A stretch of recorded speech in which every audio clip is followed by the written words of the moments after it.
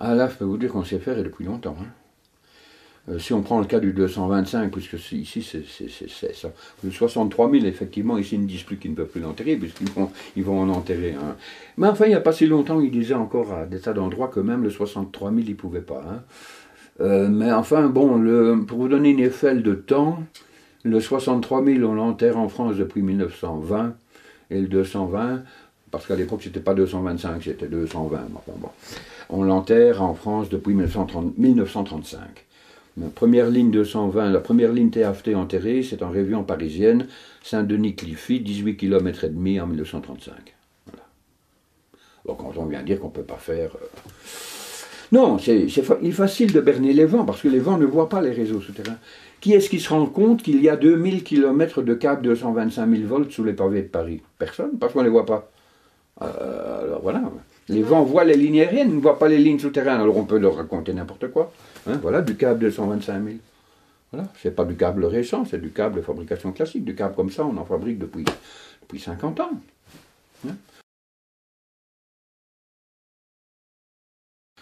Eh ben, comme elle passe en région parisienne, comme elle passe partout, hein, le long des routes, sous les trottoirs, en suivant les emprises qui existent. Hein. Bon, vous savez, on passe pratiquement jamais dans une propriété privée avec une ligne souterraine. Hein. C'est pas vrai, ça c'est une fois plus, c'est pour effrayer les vents. Hein. Moi j'ai entendu des vents d'RTE dire « Oh, moi, on va passer dans votre jardin avec une tranchée de 10 mètres. » D'une part, la tranchée, elle fait 80 cm, elle ne fait pas 10 mètres. Et en plus, on passe. Si, ce qui arrive, c'est de passer dans des terres agricoles quand vraiment ça vaut la peine pour faire un raccourci. Quoi. Bon, si vous avez un grand virage, si on peut gagner 1 kilomètre en coupant au travers d'une zone agricole, on peut le faire. D'autant qu'on peut continuer on peut cultiver au-dessus des câbles. Hein. Tout ce qu'on ne peut pas faire, c'est de planter des arbres. Bon, bah, ça c'est fatal que les racines finiraient par bouleverser les cadres qui sont en dessous. Mais on peut cultiver du maïs, de tout ce qu'on veut. Moi, je connais une ligne qui est enterrée en pleine campagne, qui traverse les terres agricoles du côté de Vevey, pas loin de la frontière belge. Le cultivateur, il ne voit pas la différence. Hein. Ah, ici, c'est essentiellement sous la nationale et sous certaines voiries communales. Il y a des voies, il y a des pistes qui peuvent aussi être utilisées. C'est pas un chantier pharaonique, c'est une tranchée qui n'est pas plus grande que quand on pose des égouts ou quand on pose de la fibre optique. C'est une tranchée d'1,50 m de profondeur sur 80 cm, c'est pas irréaliste du tout. D'ailleurs, il suffit d'aller voir maintenant dans le Var, hein, où on est en train d'installer le fameux filet de sécurité, hein, qu'RTE a bien été obligé de poser, puisqu'on leur a refusé la ligne du Verdon. Ils ont perdu dans le Verdon, donc comme ils n'ont pas pu créer la ligne 400 000 du Verdon, ils ont remplacé cette ligne 400 000 aérienne par des lignes 225 000 souterraines. C'est un chantier qui avance par quelques centaines de mètres, par étapes. Hein, on fait la tranchée, et on l'a vu sur pas mal de documents, hein, on a des photos. Là, dans le Var, ça passe le long de routes départementales, c'est même pas des nationales, elles sont plus étroites que la nationale ici.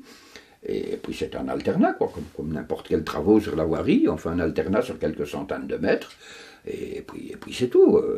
Ça ne dérange pas, outre mesure.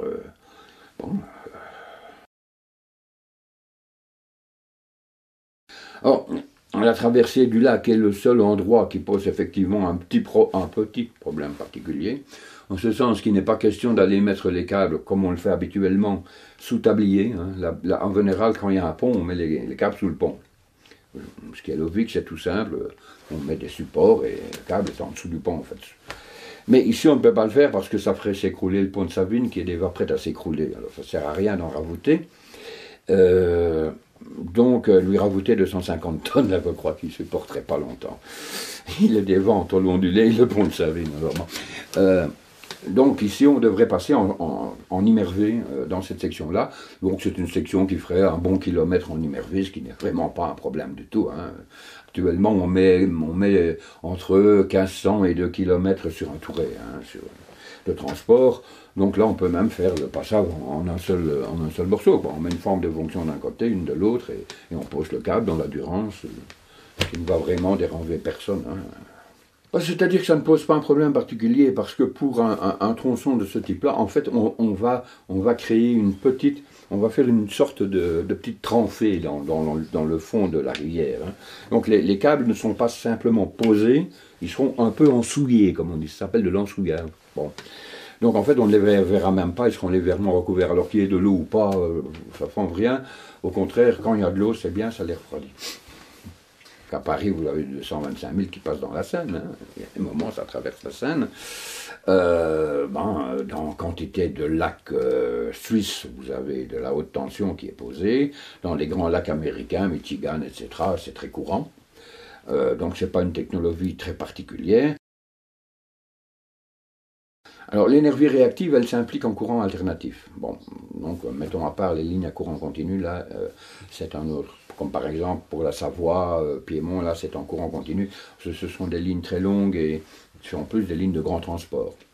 Donc là on fait du continu parce que d'une part il n'y a pas d'énergie réactive et puis pour d'autres raisons techniques. Quand on est dans des longueurs de l'ordre comme ici, disons que jusqu'à 65-75 km, on peut faire de l'alternatif, mais il faut compenser l'énergie réactive. Parce que ces câbles, en fait, quand on les regarde, c'est un condensateur. Il se comporte comme un condensateur. Vous avez les deux parties du condensateur. Et comme tout condensateur, n'importe quel électricien ou électronicien sait qu'un condensateur, ça vénère une énergie capacitive, qu'on appelle aussi énergie réactive. Bon. Et dans le cas d'un câble, l'énergie sera d'autant plus grande que la tension est élevée. Donc à partir de 225 kV, on commence déjà à avoir une production d'énergie réactive dans le câble assez importante. Ce n'est pas du tout des pertes, comme dit EDF ou RTE, c'est pas du courant qui fout le camp dans le sol, c'est pas vrai du tout. Parce que moi je les ai entendus dire, oui mais c'est comme un tuyau percé, non, ça c'est des couillonnades. C'est un problème que tous les électriciens connaissent depuis un siècle.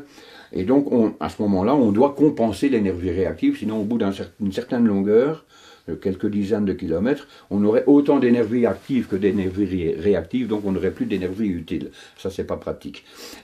Donc en fait, comme tout électronicien le sait ou électricien, on compense l'énergie réactive par une self, par une bobine. Donc on intercale dans le circuit une bobine qui va remettre tout ça en ordre et qui fait qu'on aura du courant utile au bout de la ligne. Donc ici, par exemple, dans le cas de l'une des deux lignes qu'on pourrait enterrer en 225 000, celle qui va à l'Argentière, vu sa longueur, il vaudrait mieux, il est même indispensable de compenser l'énergie réactive, comme ils devront le faire d'ailleurs pour le filet de sécurité PACA, puisque là, elle fait 65 km. Donc là, il faut aussi compenser l'énergie réactive. Donc, ça ressemble à une sorte de gros transformateur qu'on met dans une... ici, on peut facilement la mettre à pralon, puisqu'ils vont créer un poste à pralon. Et au poste de pralon, on intercale dans la ligne la bobine de réactance qui va compenser l'énergie réactive. Voilà, c'est tout. C'est pas plus compliqué que ça.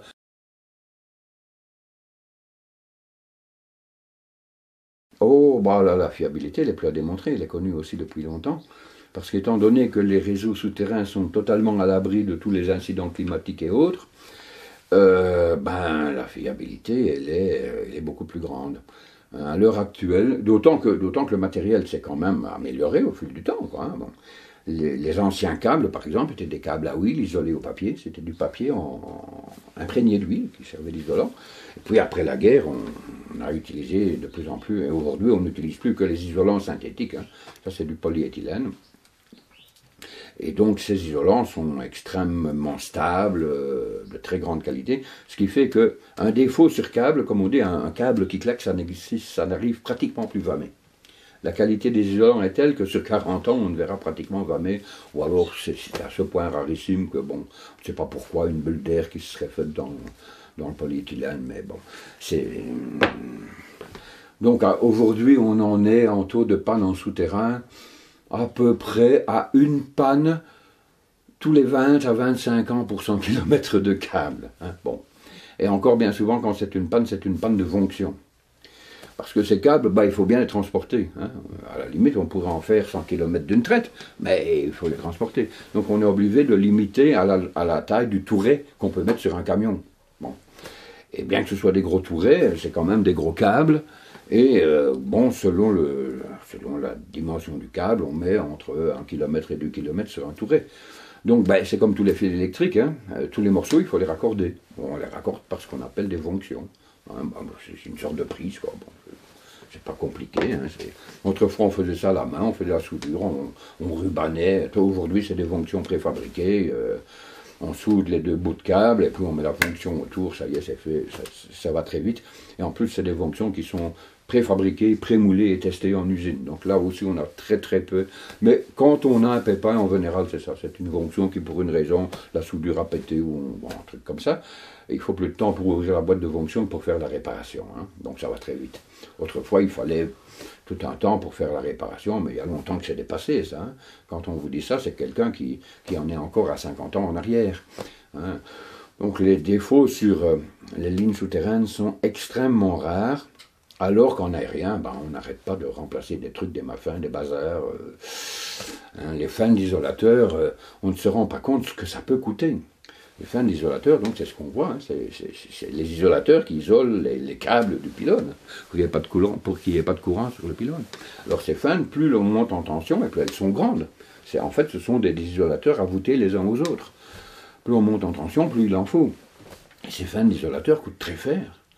Et alors elles pètent pour un oui, pour un non, à cause de l'avelé, à cause d'un truc, d'un muffin, à cause des fasseurs qui tirent dedans, vont passer les meilleurs. Et régulièrement, il faut les remplacer. Et pour les remplacer, il faut faire appel à des équipes spécialisées, parce qu'on les remplace sous tension. C'est-à-dire qu'on n'arrête pas la ligne. Et là, c'est des équipes spécialisées, avec des équipements spéciaux, qui remplacent les fans d'isolateurs sous tension. Tout ça coûte très cher, mais comme par hasard, bizarrement, ni EDF ni RTE ne parlent jamais de ça. Tous ces travaux d'entretien courant et très lourds, c'est comme la surveillance. Rien que la surveillance des lignes aériennes. Vous avez toute une flotte d'hélicoptères en France qui ne fait que ça. Survoler les lignes avec des caméras thermographiques pour pouvoir, par thermographie, détecter les défauts.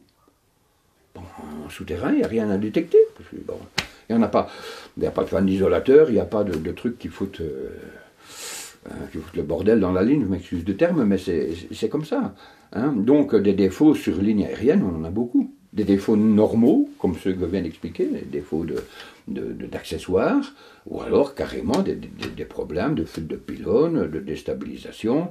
Je vais donner un exemple dans mon étude. Celui-là, il a paru dans le Canard enchaîné.